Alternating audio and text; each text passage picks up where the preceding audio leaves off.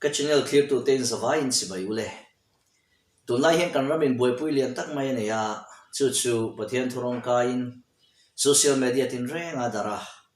WhatsApp group tin alo lum boka thian chen khaten hemi chungchang zirtir na him le dik Bible zirtir na chungchang a message thu cha nei ve turin min ngen renga amero chu kein suma achan chu ngai bel tu hnai tak thil om ria wangin chung thil wa soi nom nai mo vadiriam nai mo chumin an ti pal ka hlawa kein sum renga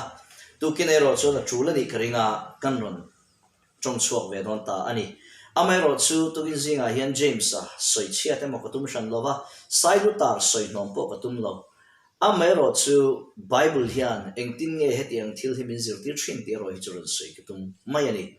chu wang chong hun kal toy mo tun hun emo hun lo lom le tur ta ne mo mi in tu kin zinga ka message hi rin dan tur dik pom dan tur dik shet dan tur dik te funga manga thilan te ani ro chuan kha chu ate tu le amang tu thu thuwa kada thungani tin kalu chil tak tak ma in thil pathum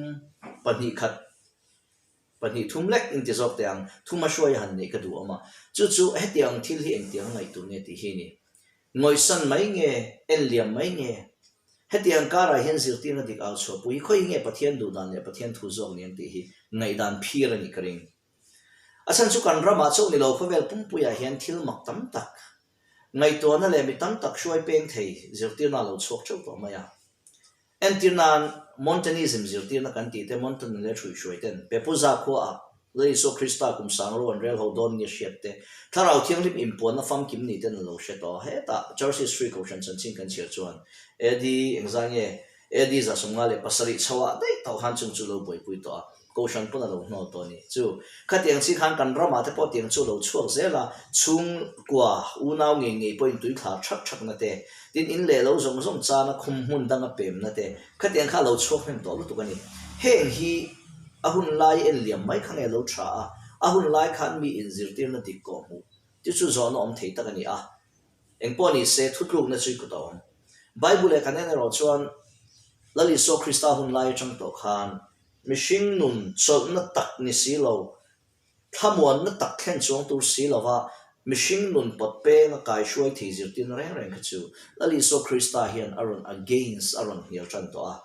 pola phe ka chun galatia bung khat sang ret kan chia phe ka chuan ke nima sela ke ma ni ne mo wana chang lo chuk Vantirhkoh poi ne mo chanchin tha kan shil cheu lo kha chu chanchin thadang re lo shil cheu sela an chhelowin om ro se ti khopi alin an sia lo hial ni kan ti theyang lali so krista chanchin tha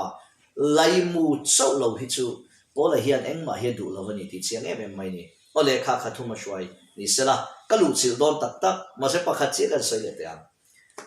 kanin zirngai oming ka sia tun laia kan rama the rol le kumno pangjok te rong bol na konga ron thang hap pathian ta na in pe pathian na tho pui pathian ina man em kam hun em a educated tak ten ya an thiama an klasa aro pui ka ti pathian pon na sajok in mang ti karing chung kara chung kan sia reng tu ro chu kan mi huai kal ta te kan rong bol to senior zok te kan respect thiam to le pathian in ke mani himin soi moi thina ni ti kan sia ta ngai achan chu kum ni thum ve le morong kan han bol te camping crusade vela speaker voice on thum vel te kan han ni chho hian keima nge a ponia hero keima bere mo in ti hun generation hi om ve ni chu tiang hun chu hey sang ni a speaker in ka ding ve thana chu ta tanga chiar chon tu ni kum sang ni le som ni le pakhatania kum som ni do na lo ni ta akal la ka chung ko thil te keima mi mal thil te na thil te le ka zirna wanga rong bol na full time akati ka chol san pai vek ta ila kum som le pasari bor kum som le panga bor tha chu alo ni ve ta tho mai ma se ka soi tum zo ka ro choi hi ni chu ti chung chuan kan rong bol to senior te bulo kom hian voine ka thil ton te ka thil shiat te kan he in puan na a big emokati tam ber hi kan rong bol to senior zok ten an lo ton to an lo shiat to an lo var po to vek kha pathian in tun generation a kan he na lo puang ve ni chu wang chun in chuang thei bi kom lo ti hi chu tiang chu real ru chu kan put phot chon pathian in na sa zok in mang zelang chu pathian ne in chu tiang tur po chon mal som chu sela ka du pokani a top na ber thuma shoi top na ber thuma shoi ka nga ma mai tiang ri lao ma se ngai sing tu kin chu thuma shoi top na ber tan chon hei hi zirtir na him love emo zirtir na mi te nun shoi koi thei emo chung chang a reng mi ten zirtir na him zok an don theina tura thuzia ka ome mo video an siam hian emo machine an holo hei hi in shet nge ka du mi pui hian tin mishing an holo ro pui e ben mai chu mandeu khan theology chungchanga puro mingle na Reverend Dr. ro mingle TMA founder le 7-day pastor ka ngai san tak mai pastor PLB chholote theology in chu in na satakin an debate an in holo mishing an in holo theology in chu so kani chu tukin singa point karon ti tur hi ni a tu te mo ka holo tu ma ka holo ma se theology him lo ni ka she ta chu tukin singa in karon phor mai do na karon phor don pon ro bible theology karon soinga chum e nga chon kan lo zir mai don ni khang thil kha kan ti zong ole abul ka chan kha to don pakhat na Isua Inlar na hi engtia ngai tu ne hei hi lo fia ma saphat don ya pakhat na chuan lali so Krista Inlar hi kong ni in chen thei ni pakhat na chu athia atholea wana lon ma si khan a Inlar chi chu a Inlar dan pakhat na a Inlar dan pani ne ro chu wana lon nuwa lei mishing tin zinga Inlar na nei le chu e ro chu tlen tak ani thung Bible min zir tir dana chuan amero chu chiang thung tinge Bible hian min zir tir a ti anga zia kher kan ti chuan atlem chung Bible in chiang tak min zia sak chan chu lo theng palta sela chumi kara rin dan tu dik zir tir na dik pom dan tu dik dot nge thu tak ani kan fia thein turin Bible a hian lang claim ma se fia takin min tar lan sak thung ani ole chung Inlar na Isua Inlar na chini a pakhat zo kan soi ma sa ama sabera chuan lali so kha thi nu wana lo ma si zirtir te hena a Inlar thina Bible soidan chuan chhunzom le pasari vel Inlar anga chu theni chum ka ti chu voi ka ti na ni chu mishing mal ka chial lo ania mishing mal kan chial chu Inlar na hi tamang entir nan kleopa te thian du ne ma ko nga te tin zirtir som pakhat ne na te tin teberia dil kama zirtir pasari hanti song te anilo le Magdalene ne na te mari dang te shalomi te tin ramlam pana thian dun kal te tin tlang ro saka zirtir te ne na khang song kan soi chon a mishing lama chon atam don tu se tu kina hin a chhunzom ina voi zo in karon soi ni voi som le pasari chhunzom le pasari borvel ana ngayani a henga Inlar na zong ero hi chu physical form physical appearance ang takin lali so hi tak sapu in Inlar thilani chu wana lo mai la ta lo chin sia phot ro le achan chu zirtir te khana tira han shelovin han hai ve de don thin po ni se mala soma in shia tir nuwa chon e kan zirtir tu khani hi a ti a an shia chak thei tur amma khan taksa aron la pu thina ni physical appearance and chu wana lo mai la ta chu mi ti chi ang em tu chu thoma kha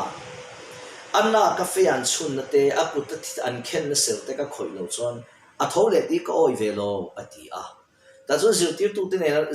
tu te kan ti chu zirtir te ne anom khom line lol Isua churot Inlar ta a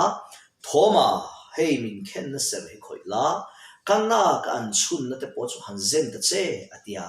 a om zia chu kuta mishing kutina khoi thei mishing kutina zen thei ti sa ne lal Isua kha Inlar thri ti achiang em ani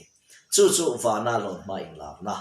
ti chuan heta thoma ne na an in biang na an conversation a hian an dialogue a hian shilfia ngai pakhat om ta chu ka shilfia soifia lok ka du a lal Isua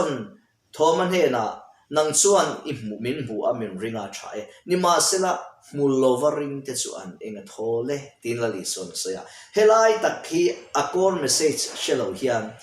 trong moi lo ni lo sela theological knowledge mo theological background mo nei lova pathian thu du ko dar tira midang counseling hi ahim lo theni a entir nan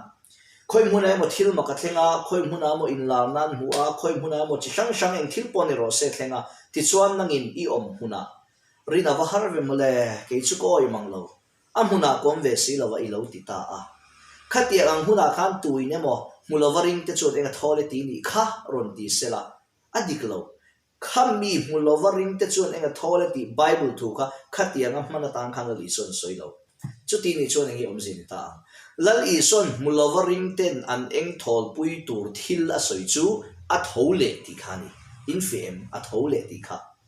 thoman he na khan ka thole ti hinang chuan hei min huamin ringa thalo ma se nakina heng zir tir te hian an la shil dar ze langa chumi huna chuan an thu soi lo ring mai tu ten enga tholang ati nani a thole ani ti rin lo kha akor message suni a thole na chu ti ni si chuan voinia Christian nang le ke hi kan van ni na le kan eng thol na chu mulo chung poi ni so Christa hi ka sual te thi puya thole nun ka trom tu nen thana ta thi na ne zo ina thole ti hi kan ringa ne enga thol ani in fia karing ti chuan a thole ti ring khani helai message in ken chu ole ti khan in fia karinga in fia lo chuan in comment section lama te minun la zot mai don nia ti chuan ole anexa ka kal le kha khana atanga thole vana lon ma in la na te ni vana lon hua in la na hi chiang em in bible in shila voi ni chumi mang chuan mi tu point in la na soi sein te theyang pakhat na chu damaska daya sola pola ne na in aron in la chumi chum chuan bible in soi dan chuan unveil chu a eng ta phu maya eng ta phut maya ente ka thian chuna nia jing kong hin zo pola te hian chuna me po chun en nei na hlia theilo tur khoba eng ro puian ne na lo om in fia ngal war mayen in fia ngal kor karing a chan chumo lal thu thenga thu to van ro puina zong zong le pathian ro puina ang chung ro puina zong zong nei to a pathian na zia zong zong ne na ron in puang le ani to tlatawangin he mi sing ti sapu vai vuta siam vai vuta kil le tur hian lala te thanga te siami te ron leng tur kan lo dom song ang mai maya lo don son lo receive chi rual ani lo vana lon nual li suin la le hi chu wang chuan pola meu po atu bok khup thopa lalpa tunge ini atia zotani khata azon om je question ka hlau thon nei na khat ti na ni a ro pui lu tu ka ro pui na khan ati hlau thom vek ta chona ro thole chumo a khuwa mu thei ta lo top mai ni kha pola khan chu chuan fiat takamin talan sak chu wa na halali so kristalon no ain la le na hi ti mai mai ni lo soi mai mai ni lo ti hia ti fiani ti kan in fia vek ka kal san le ang panina chuan patmos clear kara mangai zo hana ne na in lar le abul chan dan kan chiar chuan lalpani a tharawin kalo om ati te te heta tharawin kalo om ti chu karaw tar lu to ka chu taksa che nen ka be tong shet lo nen ka be chat chara ti lamani lo khang ka soi chiat na lamani lo nia ka soi tum ti fi an example ka set mai ni kha kalam chal sara ka hallelujah ni le nga ti lamani lo lalpani a tharawin kalo om ti om je chu nechina ka soyang khan pathian zia ne na li so kristaro in lar to tu dong song tur mishing kha ti dang lama nga ya wangin ti dang lam masakina oma ti chuan to torodri ang mai na hnung lam train betu o sheta e khai pathian ro puina le pathian zia ne na iso kristaro in lar le meu chu a o chua mai po mo ashil fiat hiam thot lawaro puisi zo hana hian to torodri ang mai atirimata ni hi a chip chiaring kan soi man lawang atang kom na soi chowa hian ati fia vek a mel chu di satwang lai ang mai ni a ma a chuan thi ang de rin ka tuta ati thi ang de han ngai to chiang ma te darkar somni poli chung don mayama zui thin tu a chu theng zen pui tu tuino khata in pui thin in khata aria te poria pui tlanga te trong chai tu ra shoi chin mi te poina ahmangai big nia an ngai le an rina wanga chanchin thrazia tu te point isu ahmangai kha tia an talan kher mangai zohana meu po khan isu krista aro puina ne na rod illar le ma chuan thi ang de rina kloni chu ti chuan han ngai to te le chuti khopa adam lai in sui le in close an ni chung po chuan vana lon no rod in la le meu chuti khopa close machine po chuan thi ang de ratluk phana na mangani aro puina chu voina hian chu ta tang chuan engtia in nge ngai ve ang le chuti rual chuan kan shet tur chu iso krista ero chu ni tin mi te ne na tharawa in shet tirin nung takin ale in puang re mani ka chong trai lai hian iso krista ka hnen om reng ang main ka feel thri na ka she thri mà sẽ chu physical appearance va zona va mu chi lama ni lo shiat na kan shiat na zo ka ami pui na ron fi aron chiang ti na ni a chang chon benglo nga min bia ang mai te hian shiat sang ka nei chi ma se benglo in o ka shia lama ni o thara va be biak na fi e ma wangin benglo nga o shi ang mai te hian ka chi eng po ni ro se benglo nga o she tur le a physical appearance anga ani anga kan hu thei tura aron inlar le vek ani point aron inlar le nat ani point chian te u a ro puina nen ar inlar tura ni to tatawangin wana changa ron inlar le na reng chu tiang chon bible le ta la na wangin kan dol zo mai lawa tikhan ka kai toilet tok don o in siang vek to Vantirhkoh te hi ni le Vantirhkoh te hi van cheng tur siam ni leila man ron kal on sun po hi nan nei na ni ti turan nei thu thung lui kan soi kai man lawa thu thung lui atam maya an ti turan ron ti zo van bo le thi rei en sam ngai lo khovela chen chu pathian rong bol sak tu tur ten ne wangin an rong bol saka na huna an ve a an rong bol saka tir huna an ron lang thina an ti turan ti zo an kir le thi Vantirhkoh meu po hi ni na tak chon bible kan en chuan pathian ro puina le pathian ro puina hual vel kara leng thina rong bo sak tu te an ni awangin chu ro puina chon ron king tela chu wang chuan a in la na le impon na dong tu te po khan an hlau thri mari kha hlau su ti angai tin chu pui no Vantirhkoh te hu lali so krista pian don la ya beram pu ten beraman ven lai Vantirhkoh an ron in la po khan hlau su lang ngai ro